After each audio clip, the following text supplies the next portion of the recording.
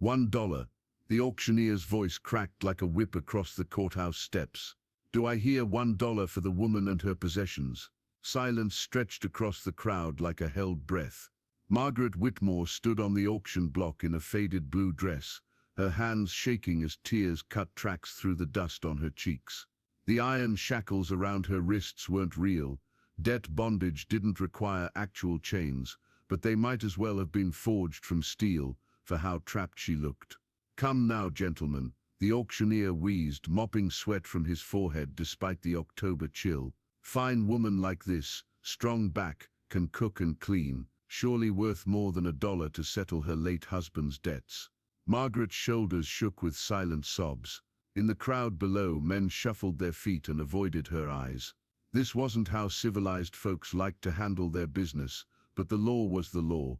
When a man died owing more than his estate could pay, his widow's labor could be sold to the highest bidder until the debt was satisfied. From the back of the crowd, Cole Brennan watched it all with a face carved from granite. The rancher had ridden into Millfield on business, cattle contracts and banknotes, but he'd been drawn to the courthouse by the commotion. Now he stood frozen, his weathered hands gripping his hat brim, watching a woman's life get reduced to numbers on a ledger. 50 cents, a voice called from the middle of the crowd. Laughter rippled through the gathering as heads turned toward Ezra Pike, the owner of the Lucky Dollar Saloon. Pike's smile showed too many teeth, and his eyes lingered on Margaret in a way that made Cole's jaw clench. Margaret's knees nearly buckled. She knew Pike's reputation, knew what kind of work he'd expect from a woman in his debt. The auctioneer raised his gavel, ready to call it done. $1. The words left Cole's mouth before he'd consciously decided to speak. Every head in the crowd turned toward him, including Margaret's. Her tear-stained face showed confusion, then something that might have been hope. Pike's smile faltered. Now hold on there, stranger. I was bidding first. The auctioneer squinted down at Cole. You're raising the bid to $1, sir. Cole nodded once, his pale blue eyes never leaving Margaret's face. He saw desperation there, yes, but also dignity fighting to survive. Something in her gaze reminded him of a cornered wildcat, beaten down but not broken, ready to fight if given half a chance. Well then, the auctioneer said, hefting his gavel. Do I hear? The courthouse door slammed open behind them. Heavy boots echoed across the wooden porch, and a new voice cut through the afternoon air like a blade. Stop this auction, right now. Sheriff Tom Bradley stepped through the crowd, his badge catching the afternoon sun. Behind him walked a tall man in an expensive suit, city clothes that marked him as someone with money and influence. Margaret's face went from pale to ashen at the sight of the stranger. Sheriff Bradley, the auctioneer stammered, lowering his gavel. What's the meaning of this interruption? Oh, this is James Whitmore, Bradley announced, gesturing to the well-dressed man, brother to the deceased. He's here to challenge the auction on legal grounds. James Whitmore stepped forward, his cold eyes scanning Margaret like she was livestock. My brother's debts don't pass to his widow under territorial law if there's a blood relative willing to assume them. I'm here to claim responsibility for what William owed. Cole felt something twist in his gut. He'd seen that look before, predators eyeing prey. Margaret was backing away as far as the auction block would allow, her hands pressed against her throat. James, she whispered, loud enough for Cole to hear. You said you'd never, you promised William you'd leave us be. James Whitmore's smile was winter cold. Circumstances changed, dear sister-in-law. With William gone, someone needs to ensure you don't fall into unsuitable hands. His gaze flicked dismissively toward Cole. A rancher's life is hard. Much better you come with family who can provide proper guidance. The crowd muttered amongst themselves. Legally, Whitmore was within his rights. A brother's claim superseded a debt auction, especially when he could pay the outstanding amount in full. But Cole had been around enough snakes to recognize the breed, and something in Margaret's terrified expression told him everything he needed to know about James Whitmore's intentions. The lady doesn't seem inclined to accept your generous offer, Cole said, his voice carrying across the courthouse steps. James turned toward him with irritation. The lady's inclinations are irrelevant. She's family now, and family takes care of family. He pulled a leather wallet from his coat. "Sheriff, I'll settle William's debts in full right now. $300 should cover everything." Sheriff Bradley nodded reluctantly. "That's his right under the law, folks. Auction's over." Margaret's sob cut through the afternoon air like a wounded animal. Cole watched her shoulders crumble, watched hope die in her eyes as James Whitmore counted out bills. In 30 seconds, she'd go from one kind of bondage to another, possibly worse. Pike spat tobacco juice into the dust and walked away, disappointed. The crowd began to disperse, already moving on to other business. Justice had been served, technically speaking, but sometimes the law and justice were two different animals entirely. Cole looked at the bills in James Whitmore's hand, then at Margaret's despairing face. $300 was more money than he'd see in 6 months of good cattle prices. The choice would bankrupt him, but watching a woman get sold to her predator might bankrupt his soul. From somewhere in the crowd, a voice called out, "Riders coming, look like federal marshals." 3 riders crested the hill at the edge of town, their horses lathered with sweat from hard travel. Cole squinted against the sun and felt his blood chill. Federal marshals, all right, but the lead rider's face was familiar in the worst possible way. Marshal Vernon Cross, a man who bent the law like horseshoes when the price was right. James Whitmore's confident expression faltered for just a moment before sliding back into place. "Marshals," he called out cheerfully. "Perfect timing, just concluded some family business here." Cross dismounted with deliberate slowness, his spurs ringing against the wooden steps. His pale eyes swept over Margaret, still trembling on the auction block, then settled on James with something that might have been amusement. "James Whitmore," Cross drawled, "been looking for you for 3 days. Seems there's been some irregularities in your recent business dealings back in Denver." The blood drained from James's face. "I don't know what you mean, Marshal. I'm here on family matters, settling my late brother's estate." "Family matters?" Cross's smile was sharp as a skinning knife. "That what we're calling it." He pulled a folded paper from his vest. "Got a warrant here, says you've been forging land deeds, selling property that don't belong to you. Railroad's mighty upset about those mineral rights you promised them." Margaret gasped, her hand flying to her mouth. Cole saw understanding dawn in her eyes. Whatever debts her husband had left behind, James had likely created them through fraud. "There's been a misunderstanding," James said, backing toward his horse. "I can explain everything." "Oh, you will." Cross signaled his men, who moved to flank James. "But first let's talk about why you're so eager to get your hands on this particular widow. Wouldn't have anything to do with that silver mine survey your brother commissioned before he died, would it?" The courthouse steps went dead silent. Cole felt pieces clicking together in his mind like chambers in a revolver. Margaret's husband hadn't died owing money, he'd died sitting on a fortune, and James had been systematically stealing it through forged debts and fraudulent claims. Margaret's voice came out as barely a whisper.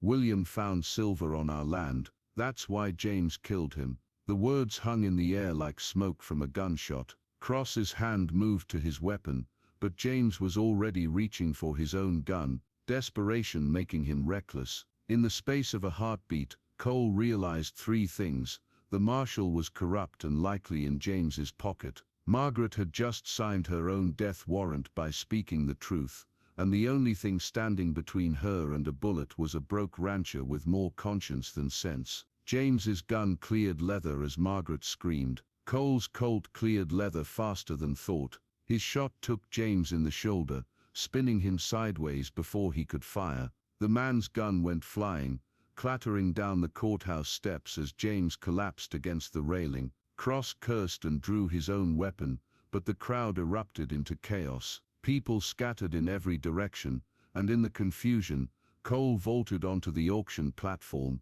and swept Margaret behind him. "This way," he whispered urgently, guiding her toward the back of the courthouse where his horse waited. "Stay low." Behind them, Cross was shouting orders to his men while trying to staunch the blood flowing from James's shoulder. "Find them, they can't have gone far." Cole helped Margaret into his saddle, then swung up behind her. His bay gelding was strong, but carrying double would slow them down. They needed somewhere to hide, somewhere to think. There's a cabin, Margaret said quietly as they rode hard toward the tree line, about 5 miles north. William used to take me there when we were courting. Her voice broke slightly. Before everything went wrong, they rode in silence through gathering dusk, following deer trails deeper into the mountains. When they finally reached the cabin, a tiny log structure beside a clear stream, Cole helped Margaret down and led his horse to water. Inside, moonlight streamed through a single window, illuminating a simple room with a stone fireplace and handmade furniture. Margaret moved to the mantelpiece and picked up a small wooden carving, 2 birds sitting close together on a branch. "William made this for our first anniversary," she said, her fingers tracing the worn wood. "Said it was us 2 lost souls who found each other." Tears fell freely now. "I loved him, you know, truly loved him. Even when the nightmares started, even when he'd wake up screaming about what he'd seen in the wall." Cole studied her face in the pale light. "What happened to him, really?" Margaret sat heavily in a wooden chair, still clutching the carving. "The silver survey wasn't William's idea. James forced him into it, said if he didn't sign the papers, he'd tell everyone about William's episodes. The shame would have killed him." She looked up at Cole with eyes full of pain. "When William found the vein, he wanted to share it with the whole town, use the money to build a school, a church. But James had other plans." Cole knelt beside her chair. "He killed your husband for the mine, made it look like William fell from his horse during one of his spells. But I saw the bruises, saw where James's ring cut William's face." Her voice hardened. "James thought I was too grief-stricken to notice, too helpless to fight back." Outside, the sound of hoofbeats echoed off the mountainsides, distant but getting closer. Asterisk, asterisk. The hoofbeats stopped just outside the cabin. Cole drew his gun and moved to the window, peering through the darkness. 3 figures on horseback sat silhouetted against the moonlit meadow. "Cole Brennan," Cross's voice carried across the night air, "send out the woman and we'll let you ride away. This doesn't have to end badly for you." Cole was about to answer when Margaret touched his arm. "Wait," she whispered. "Listen." More hoofbeats coming from the opposite direction. Cole squinted and made out at least 6 riders emerging from the tree line. The lead rider wore a familiar star on his chest. "Marshal Cross," Sheriff Bradley's voice boomed across the meadow. "You're under arrest for conspiracy and murder." Gunfire erupted as Cross and his men tried to flee. Cole pushed Margaret down behind the thick log walls as bullets splintered the cabin door. Outside, justice and corruption settled their differences with lead and powder smoke. When the shooting stopped, Sheriff Bradley called out, "Cole, you and Mrs. Whitmore all right in there?" Cole helped Margaret to her feet. "We're fine, Sheriff. What changed your mind?" Bradley's boots crunched across the rocky ground as he approached. "Found James's hotel room after you 2 lit out. Papers everywhere, forged documents, letters to mining companies, even correspondence with Cross about splitting the profits." The sheriff's voice turned grim. "Seems James has been running this same scheme in 3 other territories. You 2 just happened to be his latest victims." Margaret stepped outside, still clutching the wooden carving. Cross lay face down in the dirt, his corrupt badge gleaming in the moonlight. Justice, Cole reflected, sometimes arrived late but rarely failed to show up entirely. "What happens now?" Margaret asked. Sheriff Bradley tipped his hat. "James will stand trial for murder and fraud. The mine belongs to you, legal and proper. And Cross," he nudged the marshal's body with his boot, "well, he won't be taking bribes in this territory anymore." 3 weeks later, Cole stood on the porch of a newly built house overlooking Silver Creek Valley. Margaret emerged from the front door, no longer the desperate woman from the auction block but someone who'd found her strength again. The silver mine had made her wealthy enough to build not just a home but the school and church her husband had dreamed of. "The townspeople want to name the school after William," she said, joining Cole at the porch railing. Cole nodded, watching the sun set behind the mountains. He'd have liked that. Margaret slipped her hand into his. "And what would you like, Cole Brennan?" He looked down at their joined hands, Then back at the valley where lamplight was beginning to twinkle in windows across the town below, I reckon I'd like to stay right here. In the distance, church bells rang the evening hour, while a gentle wind carried the sound of children's laughter up from the valley, promising better days ahead.